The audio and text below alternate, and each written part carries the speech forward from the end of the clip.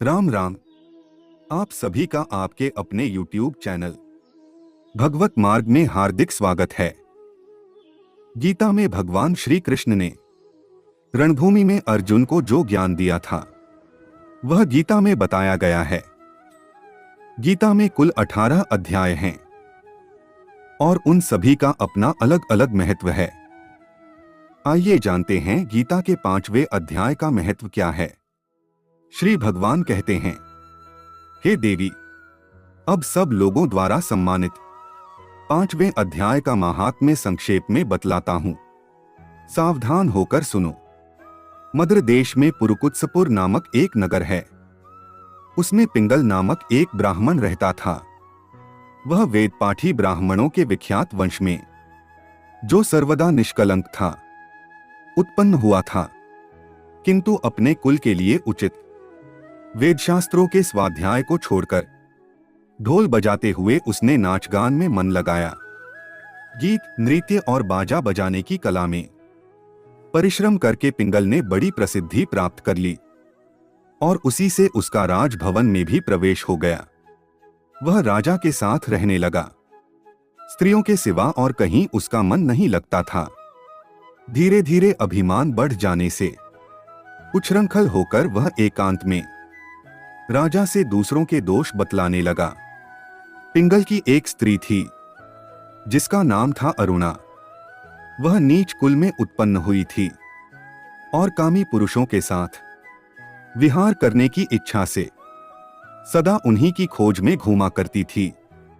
उसने पति को अपने मार्ग का कंटक समझकर एक दिन आधी रात में घर के भीतर ही उसका सिर काटकर मार डाला और उसकी लाश को जमीन में गाड़ दिया। इस प्रकार प्राणों से वियुक्त होने पर वह यमलोक पहुंचा और भीषण नरकों का उपभोग करके निर्जन वन में गिद्ध हुआ। अरुणा भी भगंदर रोग से अपने सुंदर शरीर को त्याग कर घोर नरक भोगने के पश्चात उसी वन में शुकी हुई। एक दिन वह दाना चुगने की इच्छा से इधर उधर फुदक रही थी।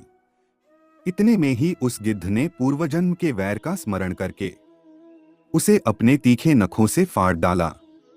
शुकी घायल होकर पानी से भरी हुई मनुष्य की खोपड़ी में गिरी। गिद्ध पुनः उसकी ओर झपटा। इतने में ही जाल फैलाने वाले बहेलियों ने उसे भी बाणों का निशाना बनाया।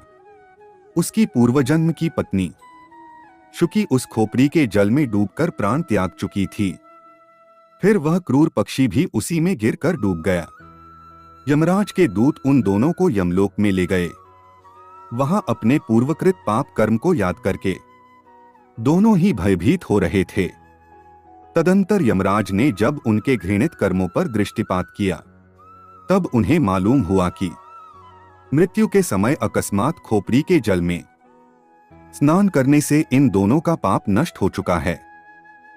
तब उन्होंने उन दोनों को मनोवांछित लोक में जाने की आज्ञा दी। यह सुनकर अपने पाप को याद करते हुए वे दोनों बड़े विस्मय में पड़े और पास जाकर धर्मराज के चरणों में प्रणाम करके पूछने लगे हैं, भगवान, हम दोनों ने पूर्वजन्म में अत्यंत घृणित पाप का संचय किया है, फिर हमें मनोवांछित लोकों में भेजने का क्या कारण है?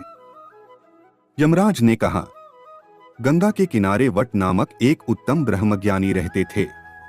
वे एकांतवासी, ममता रहित, शांत, विरक्त और किसी से भी द्वेष न रखने वाले थे। प्रतिदिन गीता के 5वें अध्याय का जप करना उनका सदा नियम था। 5वें अध्याय को श्रवण कर लेने पर महापापी पुरुष भी सनातन ब्रह्मा का ज्ञान प्राप्त कर लेता है। उसी पुण्य के प्रभाव से शुद्ध चित्त होकर उन्होंने अपने शरीर का परित्याग किया था। गीता के पाठ से जिनका शरीर निर्मल हो गया था, जो आत्मज्ञान प्राप्त कर चुके थे, उन्हीं महात्मा की खोपड़ी का जल पाकर तुम दोनों पवित्र हो गए। अतः अब तुम दोनों मनोवांछित लोकों को जाओ, क्योंकि गीता के 5वें अध्याय के महात्म्य से तुम दोनों शुद्ध हो गए हो। श्री भगवान कहते हैं, सबके प्रति समान भाव रखने वाले धर्मराज के द्वारा इस प्रकार समझाए जाने पर दोनों बहुत प्रसन्न हुए और विमान पर बैठकर वैकुंठ धाम को चले गए। ऐसा है गीता के 5वें अध्याय के पाठ का महत्व। आज के लिए इतना ही। अगर जानकारी अच्छी लगी हो तो चैनल को सब्सक्राइब करें, वीडियो को लाइक करें, शेयर करें, कमेंट करें। धन्यवाद।